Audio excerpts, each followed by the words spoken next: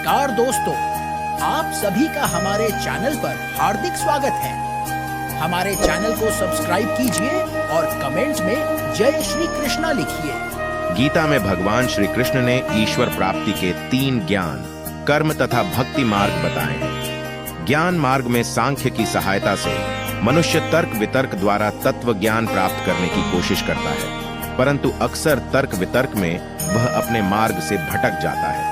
कर्म मार्ग में भी मनुष्य को निष्काम भाव से कर्म करना होता है, अपने कर्म को ईश्वर को समर्पित करना पड़ता है, इसलिए इसमें भी भटकने की पूरी संभावना होती है। वहीं भक्ति मार्ग में वह अपने आप को पूर्णतया ईश्वर भक्ति में समर्पित कर देता है, वह स्वयं को विचलित नहीं करता है, इसलिए भक्ति मार्ग में ईश्वर प्राप्ति की पूरी संभावना होती है। इन तीनों मार्गों पर चलकर सफल होने के लिए मनुष्य को अष्टांग योग के पहले 2 चरणों को जीवन में अपनाना जरूरी है। ये हैं यम और नियम। यम में सत्य, अहिंसा, ब्रह्मचर्य, अस्तेय और अपरिग्रह आते हैं। सत्य शब्द से तात्पर्य है सत्यता का जीवन में हर समय पालन करना।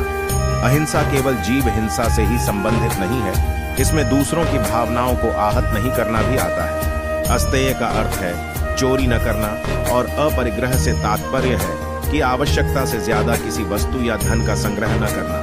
वहीं नियम में शौच, संतोष, तप, स्वाध्याय और ईश्वर प्राणिधान आते हैं। शौच से मतलब मन की सफाई होता है, इसके लिए मनुष्य को स्वाध्याय को अपनाना चाहिए। यम और नियम को जीवन में अपनाने के लिए सर्वप्रथम ज्ञानेंद्रियों पर नियंत्रण करना जरूरी है।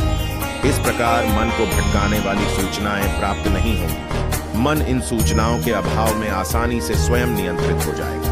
यदि मन नियंत्रित हो गया तो फिर वह निर्मल हो जाएगा। मन के निर्मल होते ही मनुष्य को ईश्वर प्राप्ति की पूरी संभावना होती है, क्योंकि ईश्वर स्वयं निगुण और निर्मल है, इसलिए निर्मल आत्मा ईश्वर प्राप्ति कर लेती है। ईश्वर की प्राप्ति ही तो जीवन का सर्वोच्च उद्देश्य है।